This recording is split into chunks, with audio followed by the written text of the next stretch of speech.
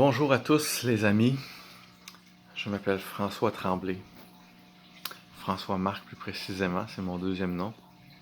Puis je voulais parler d'un sujet intéressant et important. Bon, j'arrive de courir, j'ai été courir dehors à Montréal jusqu'au parc Maisonneuve, ou le parc du Stade olympique.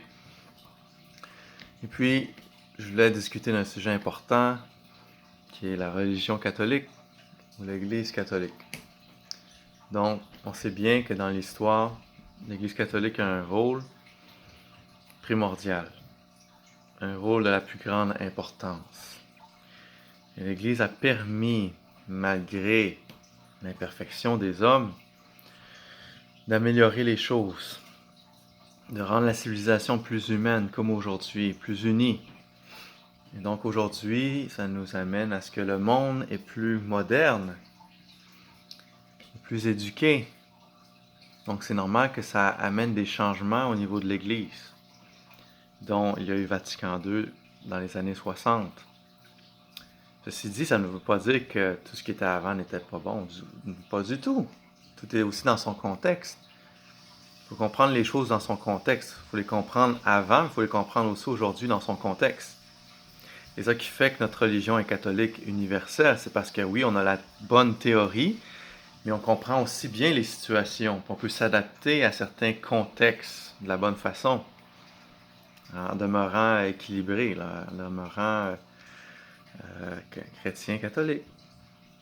Mais aujourd'hui, pourquoi il faudrait plus s'adapter aujourd'hui? Bien, regardez, premièrement, les gens sont beaucoup plus éduqués. Tu peux en savoir, toi, là, qui écoutes cette vidéo-là, si t'es pas un prêtre ou si t'es pas un religieux ou une religieuse, tu peux en enseigner à un religieux ou même à un prêtre. Tu peux même en apprendre à même un évêque. Tu pourrais. Tu pourrais, ben oui.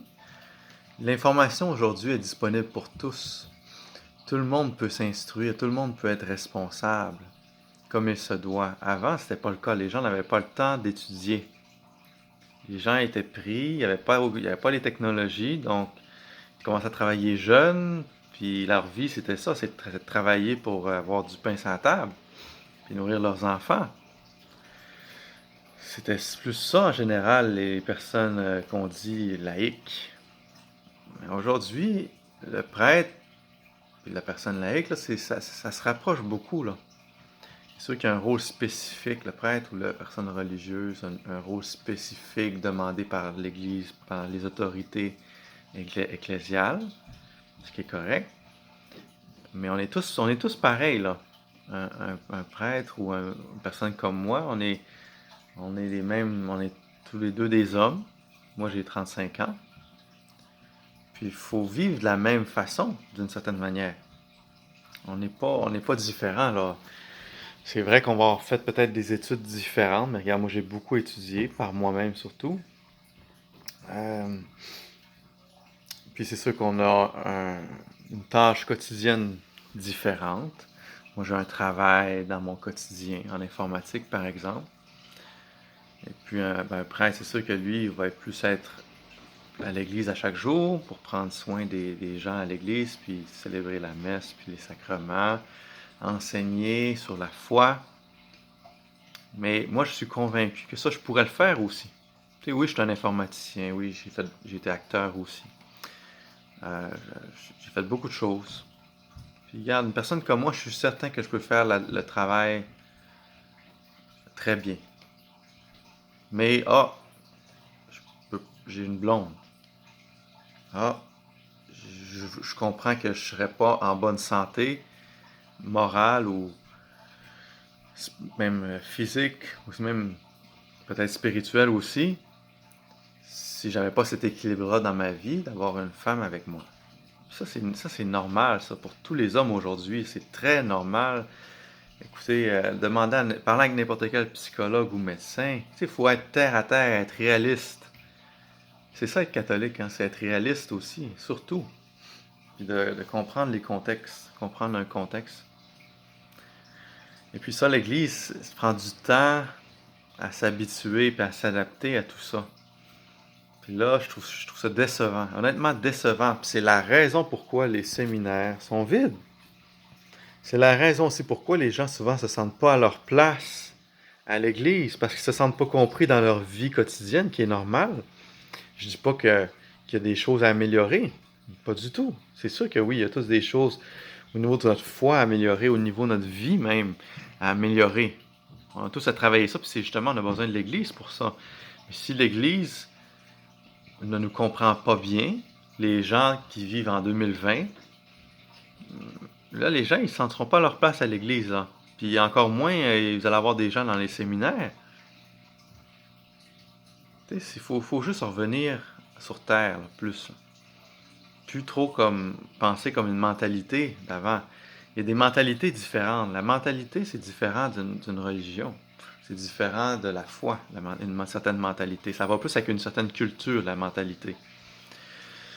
L'Église a tout à gagner de façon incroyable, je dirais, là, de façon tellement gagnante, d'être plus ouverte à la science de la psychologie, à la science de la médecine, à la science de la biologie.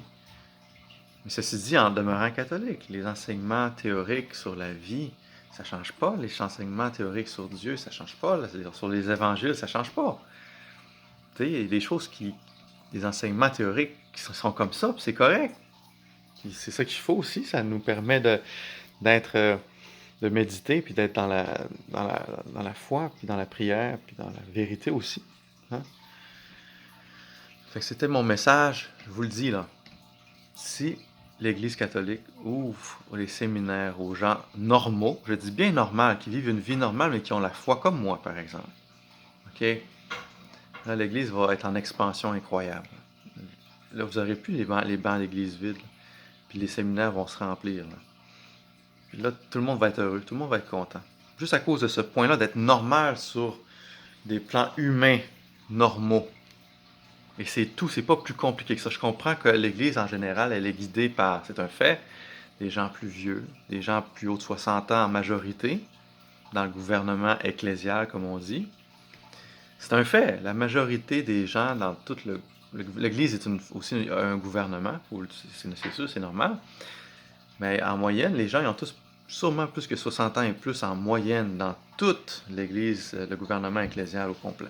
Spécialement les plus hautes autorités. C'est rare des évêques qui ont 40 ans. Dans la quarantaine, il y en a, mais il n'y en a pas beaucoup. C'est un exemple. Il faut être réaliste sur ça. Puis être réaliste, on contredit aucunement ce qui est théorique, même si ça nous aide à mieux comprendre ce qui est théorique aussi, à mieux le vivre aussi. C'est tout. C'était mon message d'aujourd'hui en ce dimanche. Merci, bye bye.